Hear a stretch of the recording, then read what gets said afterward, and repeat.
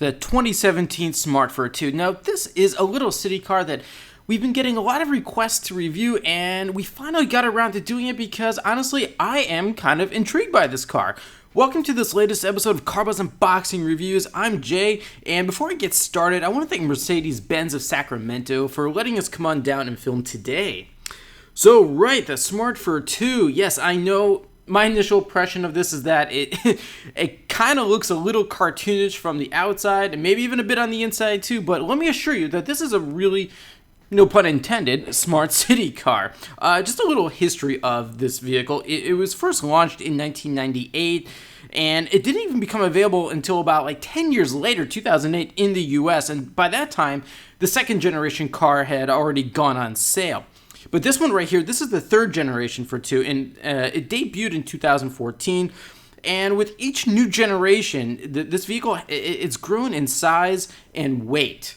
So if you were to compare this one, the third gen car, to the original one from 1998, yes, believe it or not, this one is bigger. Now you can also get the smart car as the Smart for 4 because you guessed it, it has 4 seats. But I know for a fact that there is a diehard core audience for the Smart Fortwo. They love it because, and yeah, this is a great little city car. You can park it literally anywhere. I mean, it has a 22.8 turning circle, meaning you can actually turn it around in the width of 2 traffic lanes.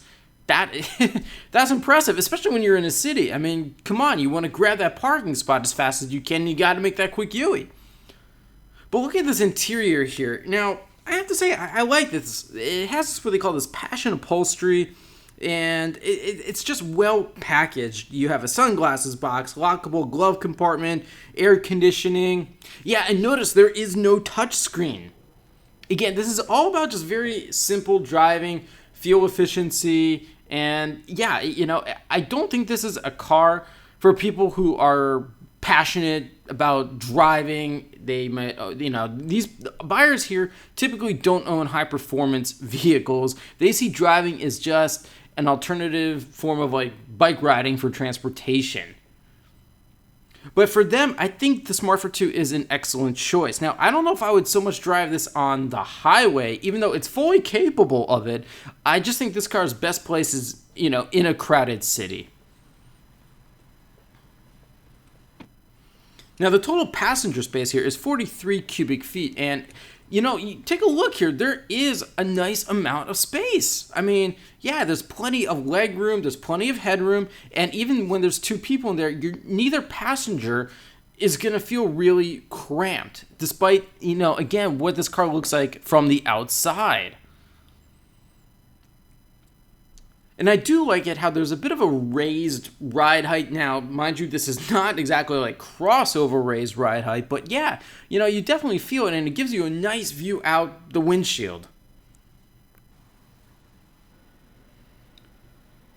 Now, just so that you know, Smart is a part of Daimler, which is, you know, Daimler-Benz, Mercedes-Benz. So you're going to benefit from a lot of Daimler technology. And yeah, even though there is no touchscreen here, all the controls, such as the air conditioning, climate control, you know, it all works very nicely. You get the standard radio, Bluetooth, but again, you know, it's not all about, you know, just packed with technology. It's supposed to be simple and very straightforward, and as you can see here, it is.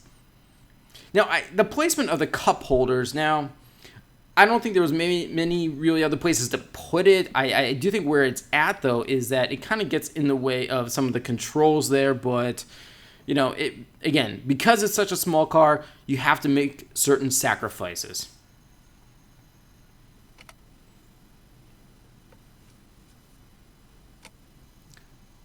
And yeah, overall, I was comfortable in this interior. Again, it's not for everybody. But even if you're tall and well over 6 feet, you're going to be fine here. And I like this, the optional sunroof here. Now, there are a few trims of the Smart Fortwo. There's the Pure, Passion, Prime, and Proxy. This is the Passion, so let's call this about the mid-range model. And when I get to pricing, though, and this is where I start to run into a few issues with this, Well, you'll see what I mean when I get there. But then here, take a look at this. You have this really nice driver's information display in the gauge cluster. That's probably the most sort of like high-tech thing you're going to see. Now check that out. This right here. That is for your smartphone. It is a smartphone holder. Cool, isn't it? Right. That's going to cost you an extra $100. Yeah, that's not standard. And it should be because, I mean, everybody has a smartphone today, and where else are you going to put it? And again, no pun intended, your smart car. But they're making you pay an extra $100. I don't think that's right.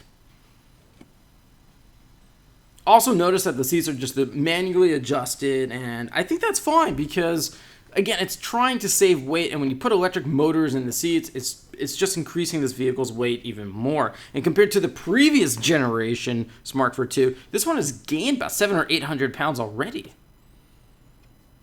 But I do appreciate how the designers try to make the most amount of storage space possible when there really wasn't the biggest amount. Again, there's no rear seats. This is it.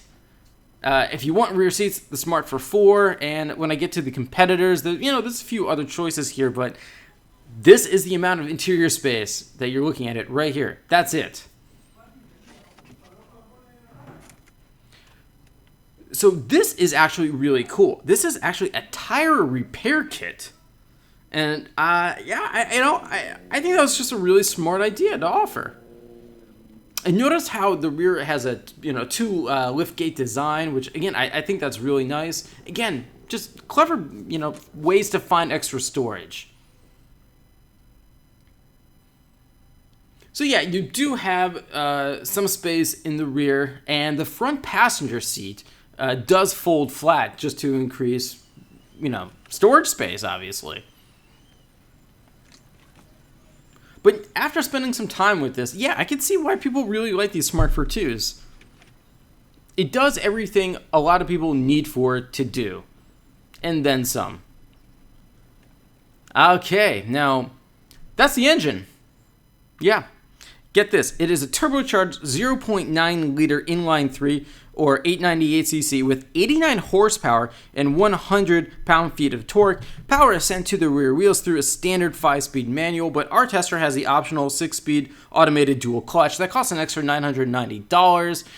But in this case, I would probably go for it instead of the 5-speed. It just wasn't a very good 5-speed manual to use.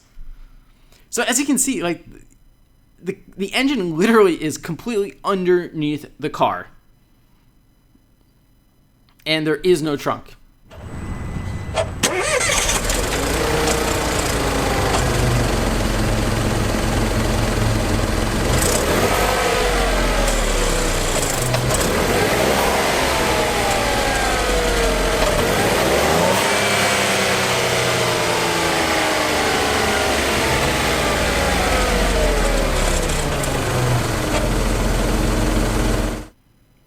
Alright, so performance 0 to 60 miles per hour in 9.9 seconds. Now the original car did it in 14.4 seconds, so yeah, this is an improvement.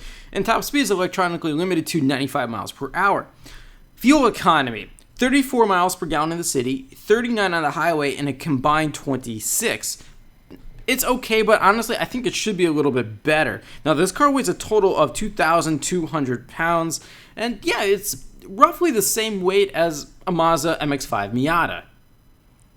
Now, this is the Edition 1, and that costs an extra $1,200, and you get a few extra things like this lava orange safety cell, where you see where the lava orange is on the outside? That is where the Tridion safety cell is. And like you saw earlier, you get that panoramic sunroof in the Edition 1 package, fog lamps, rain and light sensors, and 18-inch alloys.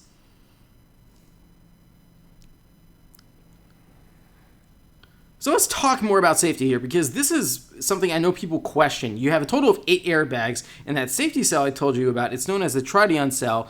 And again, it's visible with a contrasting color to the rest of the body, in this case, the lava orange. You also get standard ABS brakes, crosswind assist technology, electronic stability control, and an emergency tire repair kit. But that Trident safety cell, it uses reinforced high-strength steel to act as a barrier between you and anything else on the road. And the steel doors with spot-welded reinforcements offer protection in the case of a side-on impact. And the crosswind assist helps you compensate for strong gusts of wind with sensors that automatically trigger your brakes. So pricing. Base price, $14,650. This car is tested with extra features and the $750 destination fee. All told, $19,180, which is kind of expensive considering the competition is like, say, the Chevrolet Spark, Ford Fiesta, Fiat 500, Mitsubishi Mirage. I did an unboxing review of that, and the Toyota Yaris. All cost, well, about the same, and they're double the car.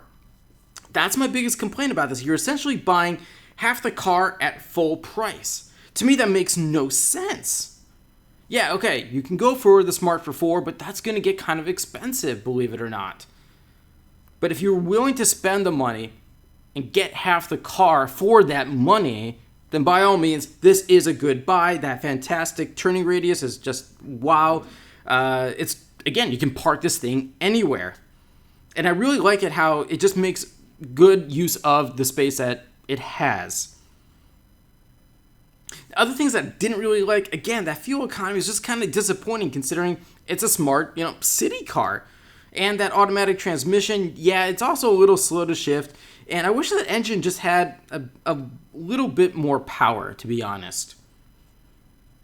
Now, in case you're wondering, where does the name Smart come from? Well, it was a combination of Swatch and Mercedes, SM plus Art. That was when the brand was a cooperative venture between Swatch and Mercedes.